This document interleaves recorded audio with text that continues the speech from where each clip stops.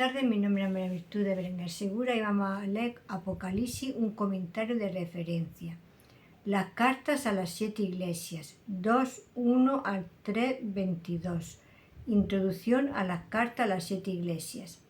Las cartas a las 7 iglesias son una unidad distinta de 7 dentro del libro de Apocalipsis. Otras unidades de 7 son los 7 sellos, las 7 trompetas y las 7 copas de la ira de Dios, debido a que el número 7 denota plenitud divina. Como un todo, las 7 cartas forman una unidad que tiene un mensaje a la Iglesia universal. Hay más de 7 iglesias en Asia. Por ejemplo, Colosas ha sido omitida. En 1:11 a Juan se le ordena: escribe en un libro lo que ves y envíalo a las 7 iglesias que están en Asia, a Efeso, Esmirna, Pérgamo, Tiatira, Sardis, Filadelfia y Laodicea. En versículo 13 vemos a Cristo entre los candeleros, es decir, las 7 iglesias, y en las cartas averiguamos lo que él observó mientras caminaba en medio de las 7 iglesias. 2:1. Nuestro Señor es uno que camina en medio de las iglesias y ve sus obras, tanto buenas como malas. Las 7 iglesias representan las diferentes imperfecciones que es posible encontrar en iglesias individuales en diferentes localidades y en diferentes tiempos. Las iglesias nos dan un modelo contra el cual podemos medir nuestra iglesia a fin de ver sus debilidades y fortalezas. Nos da también su remedio para nuestras deficiencias. En esta sección preliminar, Dios está juzgando a su iglesia a fin de purificarla del pecado que tiene adentro para que pueda soportar la persecución venidera y también para que no sea condenada junto con el mundo. 1 Corintios 11:32. Ve la advertencia en Apocalipsis 18:4 para que salga de Babilonia, para no compartir sus pecados y su juicio. Este juicio está descrito más tarde en las secciones de las 7 trompetas, las 7 copas, el juicio de la prostituta y el día del juicio. A Pérgamo se le advierte sobre la enseñanza de Balaam referente a la idolatría y la inmoralidad, y a Tiatira se le advierte sobre el falso profeta Jezabel que engaña a la iglesia hacia la idolatría y la inmoralidad. La Laodicea cree que es rica, pero es en realidad pobre. Pero encontramos que aquellos a quienes el Señor ama, lo reprende y disciplina. Aquí Dios advierte a la iglesia porque el mundo está infiltrando a la iglesia. Pero más tarde las 7 trompetas son advertencias al mundo para que se arrepienta de su idolatría y sus resultados, lo que incluye la inmoralidad sexual. La prostituta Babilonia que seduce a la gente del mundo es destruida ella misma por el fuego. Esmirna y Filadelfia están ambas afligidas por falsos judíos que la calumnian. Más tarde encontramos los 144.000 que son sellados por Dios para protegerlos de las 7 trompetas. Estos son los verdaderos judíos, el Israel de Dios, los que vemos más adelante como una gran multitud. A Esmirna se le advierte que se aproxima un periodo de prueba satánica y que deben ser fieles hasta la muerte. Y en 12:17 encontramos a Satanás haciendo guerra contra los santos. En capítulo 13 encontramos que la bestia del mar hace guerra contra los santos y los vence. Encontramos que aquellos que no quisieron adorar a la bestia son muertos, y sin embargo en 15:2 están aquellos que han sido victoriosos sobre la bestia, su imagen y su nombre. Efeso era sana en doctrina y perverso bajo la obesidad. Ni el mundo ni la persecución era el problema. Sin embargo, habían perdido su primer amor por Cristo y entre sí, y por lo tanto se habían convertido casi subcristianos. Juan, como lo pone en claro su primera carta, considera al amor como la respuesta esencial al amor de Dios. Nosotros le amamos a Él, porque Él nos amó primero. 1 Juan 4:19. El que ama a Dios, ame también a su hermano. 1 Juan 4:21. Uno de los rasgos del testimonio de la Iglesia era que sus miembros se aman unos a otros. Juan 13:34-35. No es una opción, es un mandamiento. La contrapartida de Dios al odio del mundo debe ser el amor de los cristianos entre sí.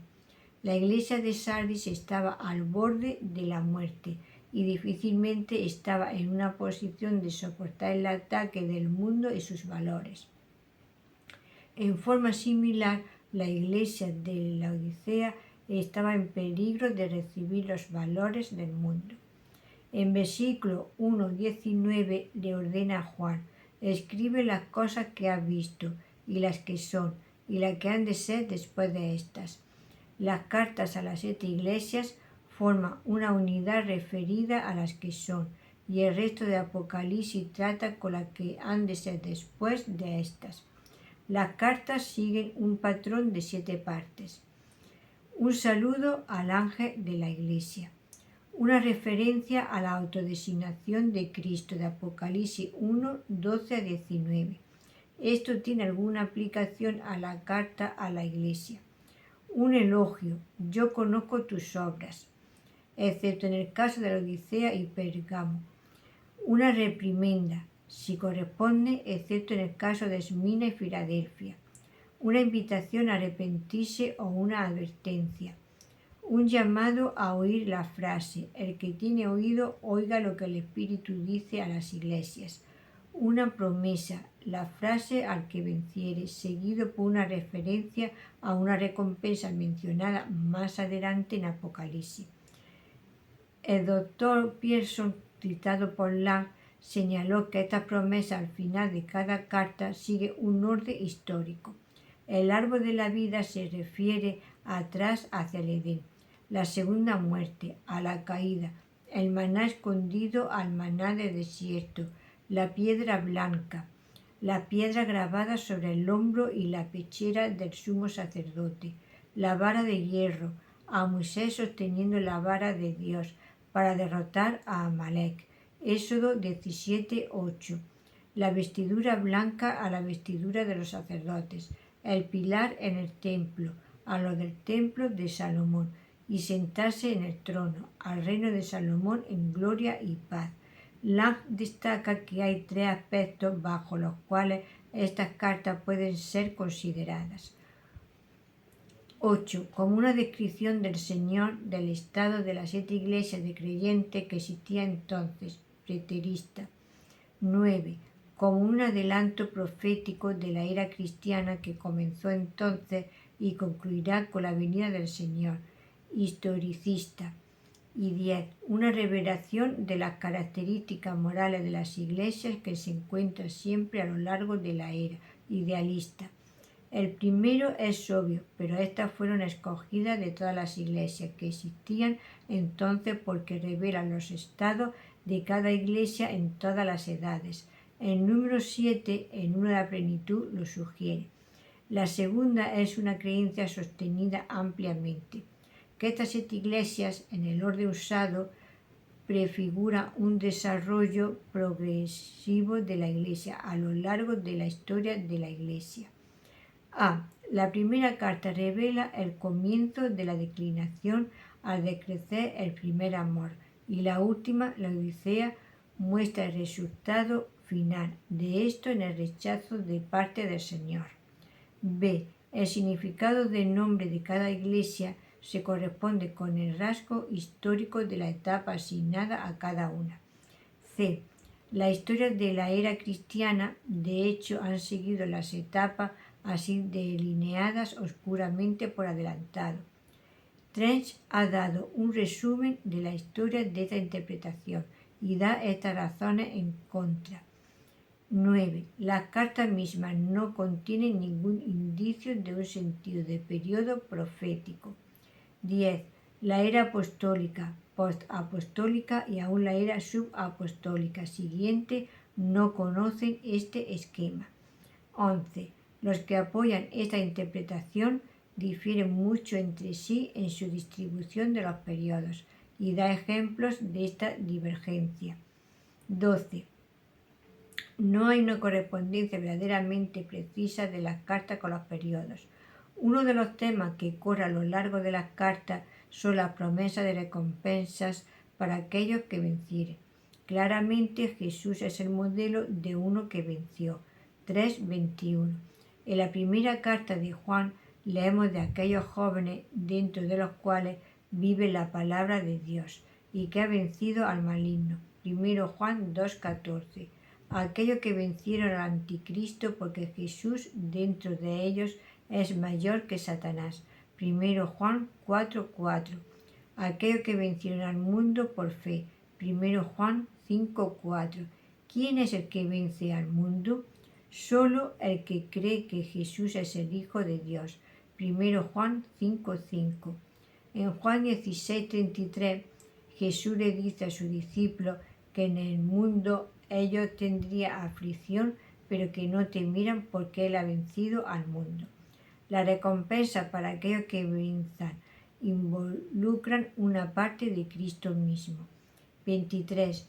Comerán del libro de la vida regado por el río de la vida cuya fuente es Cristo. 2:7. 24. Recibirán el maná oculto que es Cristo, el verdadero pan que desciende del cielo. 2:17. 25. Compartirán la autoridad de Cristo sobre las naciones. 2:26. 26. Caminarán con Cristo vestido de blanco. 3:4. 27. Escribiré en él mi nuevo nombre. 3:12. 28. Se sentará con Cristo sobre su trono. 3:21. Las cartas a las 7 iglesias son parte integral del libro porque se refiere a la visión de Cristo y la Nueva Jerusalén al final del libro. En las cartas Él prepara y purifica a la iglesia para que pueda soportar los ataques próximos sobre ella por parte de sus enemigos. Satanás, la bestia, el falso profeta, el mundo y su seducción que están descritas en el resto del libro. Resumen de la condición de las iglesias. 1. Elogiadas con nada en contra. Esmina, pobre materialmente pero rica espiritualmente, soportando aflicción, calumniada y perseguida.